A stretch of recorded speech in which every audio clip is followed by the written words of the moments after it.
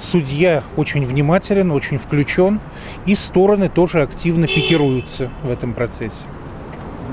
А вот ваше впечатление, как работает Платон Леонидович, да, как работает свидетель и прокурор, взаимосвязь? Но это не был свидетель, это был эксперт. И это был многодневный допрос. Как я понимаю, эксперт не всегда оказывался на высоте и вынужден был переспрашивать, ссылаться на запамятование.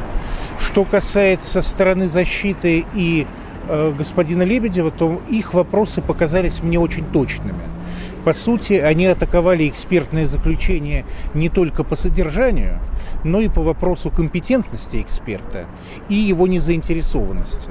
Кроме того, они хорошо владеют законодательством, которое было в 90-е годы, и пытаются провести разницу между теми действиями, которые предписаны законами, и теми, которые остаются на усмотрение сторон.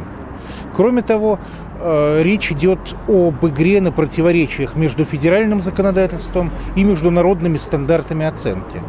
Так что позиция защиты представляется достаточно обоснованной.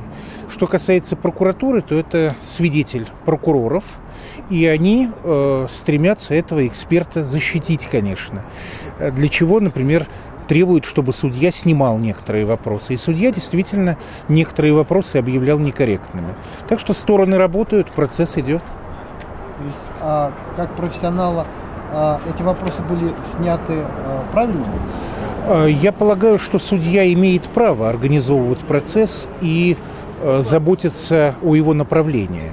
В данном случае судья снимал вопросы, которые представлялись ему не имеющими отношения к делу. Например, вопрос о том, где и чем занимается этот эксперт по основному месту работы. Вот его функции по основному месту работы судья счел неинтересными для доказывания по данному делу. Судья снял вопрос господина Лебедева о том, не подсказывал ли некоторые методы экспертизы и ходы эксперту следователь. Ну, я не уверен, что это не имеет отношения к делу, но, может быть, на этом этапе у судьи были какие-то свои соображения. Вопрос о влиянии следствия на экспертизу вполне правомерный, возможно, он будет поднят впоследствии.